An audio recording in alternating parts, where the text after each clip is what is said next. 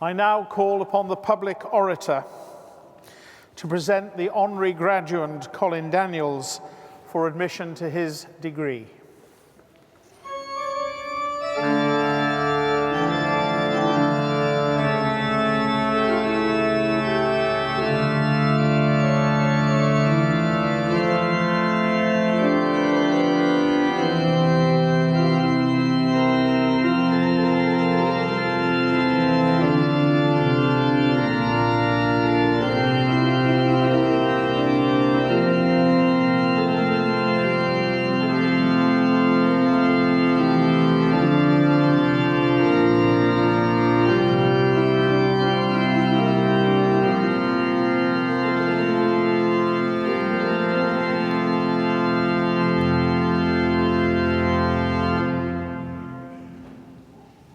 Vice-Chancellor, Sheriff, Mayors, distinguished guests, ladies and gentlemen. Ever since I moved to the Warrington campus 8 years ago, everyone outside Cheshire, Greater Manchester, and Merseyside asks me, "Where's Warrington?" Well, the person to ask that question is Colin Daniels, who will not only tell you where Warrington is, he will tell you the value of its location and its contribution to the region and to the country. This fierce advocate of Warrington is a local boy with a long family history in the area. Destined to follow in the family profession in the building trade, Colin was educated at Sir Thomas Boteler Grammar School, then Liverpool College of Building. His career start in the building trade was interrupted by national service. His deferment in order to go to Liverpool Building College finally caught up with him. He wasn't accepted into the Royal Engineers and instead served in the British Army of the Rhine in northern Germany. Colin enjoyed his 2.5 years there, which were made quite exciting knowing that he was only an hour's military tank journey from the east-west border. He was responsible for all the motorized transport, which was utilized by the Technical Regiment of Land Surveyors and Meteorologists, who were the strategic defense against the possibility of those tanks rolling westward. He returned from Germany to resume his role at a big national building contractor based in his home of Warrington. His role in procurement and purchasing, and then in development, led him to represent his company on the board of the Warrington Chamber of Commerce. This role, along with many fingers in several pies around Warrington, which I will talk about in a moment, led to Colin being invited to be chief executive of the Chamber of Commerce almost 20 years ago in 1997. While in this role, Colin has been part of creating the Local Enterprise Partnership, which is helping people create small businesses across Cheshire and Warrington, with the established private sector helping these new entrepreneurs. He enjoys the challenge in assisting businesses in achieving their goals, whether that is to start a small business that survives or a larger company to extend into new markets. I never asked Colin what the Chamber of Commerce is for. I kind of assumed that I knew. And from our conversation, I was sort of right. But in case you aren't sure, a Chamber of Commerce, the Warrington Chamber of Commerce in particular, represents the interests of business to local and central government on a wide range of issues, including economic development, employment, education and skills, European and regional affairs, planning, transport, and environmental matters. So, not a small task. Colin's many connections throughout the borough from his early days and many engagements make him a prime candidate for his current role. But so does his comprehensive understanding of these issues because of his work as a building contractor, politician, and education champion. Colin entered into politics at a young age, in his early 20s, when he was persuaded to be on the parish council of the village of Thelwall on the south side of Warrington.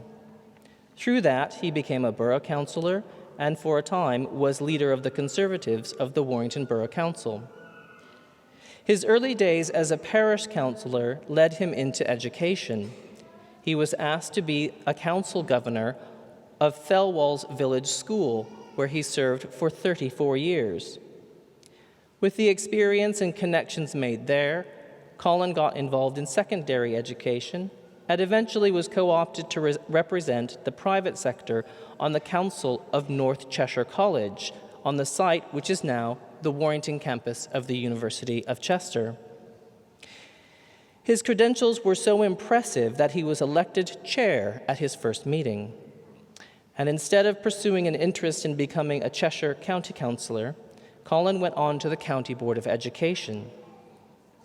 If the Chamber of Commerce represents the interests of employment, education, and skills, what better resource to have than someone who has experience in primary, secondary, further, and higher education?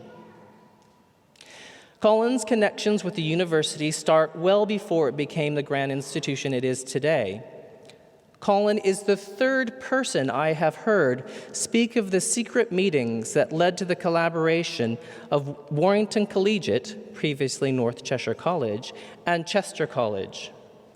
He, along with the principal of Warrington Collegiate, the Bishop of Chester, and the principal of Chester College, engaged in conversations that have been referred to in such a way that one might equate them with the secret meetings between Charles Rolls and Frederick Royce in the Midland Hotel in Manchester over 100 years ago, or those between General Eisenhower of the United States and General Patton of the United Kingdom in the Bells of Pever pub in rural Cheshire to plan the D-Day invasion of Normandy.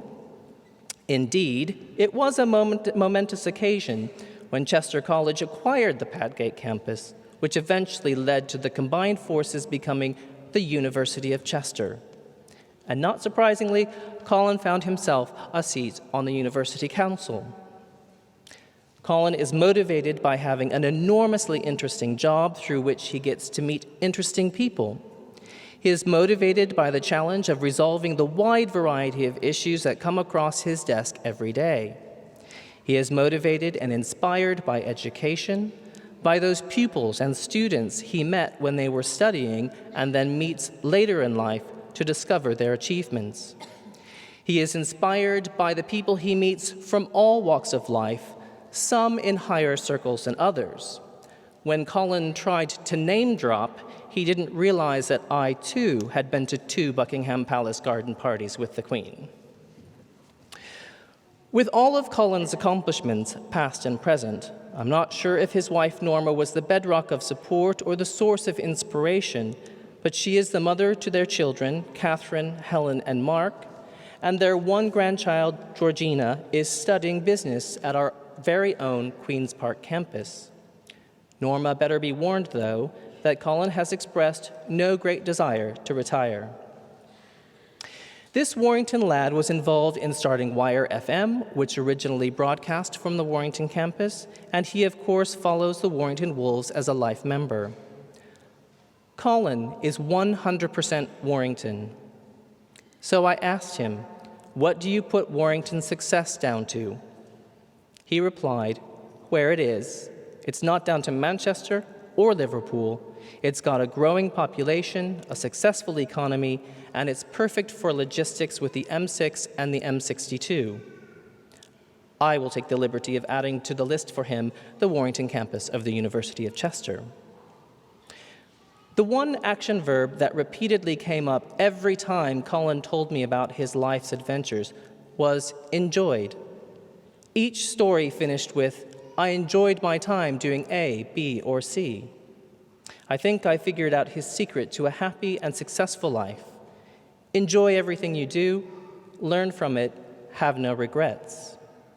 So yes, Colin Daniels can tell you where Warrington is, geographically, economically, and strategically, and clearly he himself has spent his life making significant contributions to what both Warrington and the Warrington campus of the University of Chester are today.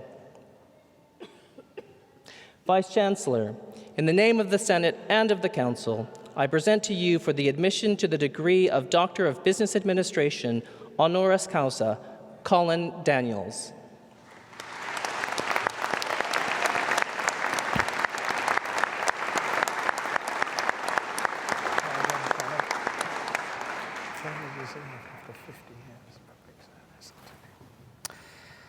By virtue of the authority invested in me, I admit you to the degree of Doctor of Business Administration, Honoris Causa, in this university.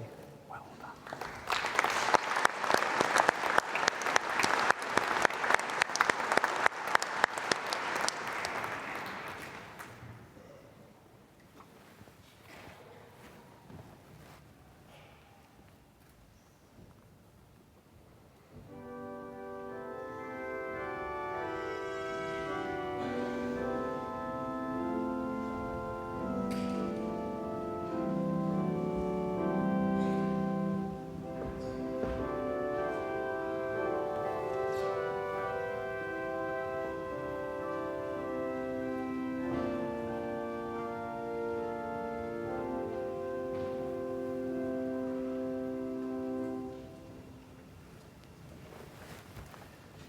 It gives me great pleasure to invite a man who has given over 50 years of public service to the betterment of others, Dr. Colin Daniels, to address the congregation.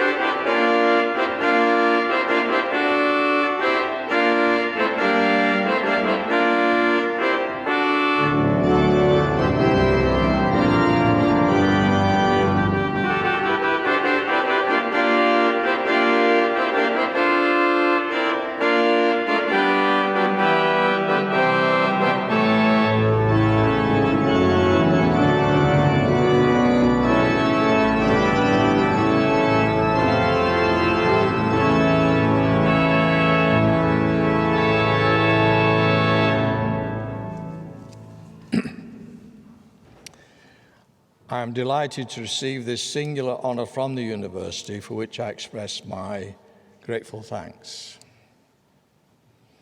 As a Warringtonian, I will take a moment to talk about Warrington's connection with the university, a connection which goes back to 1839, when a very significant meeting was held at the National School in Warrington, under the chairmanship of the Bishop of Chester, John Bird Sumner. This meeting was to try and establish a teacher training college here in Chester. Amongst the distinguished founders was the Honourable Horatio Powys, who was the Rector of Warrington and Rural Dean of Cheshire. And he was the first Secretary of the Diocesan Board of Education, which covered nearly the whole of the northwest of England. So you can imagine, as a diocese, it was fairly large. My connection with the university goes back to 2002, when as chairman of Warrington Collegiate, and in conjunction with the collegiate principal, Dr. Hilary Tucker, I was very involved in merging the higher education faculty of the collegiate with the then University College, Chester. And as a consequence, joined the governing body of University College Chester, and subsequently in 2005, the council of the newly established University of Chester. But today is not about me, but it's all about you graduates and your aspirations.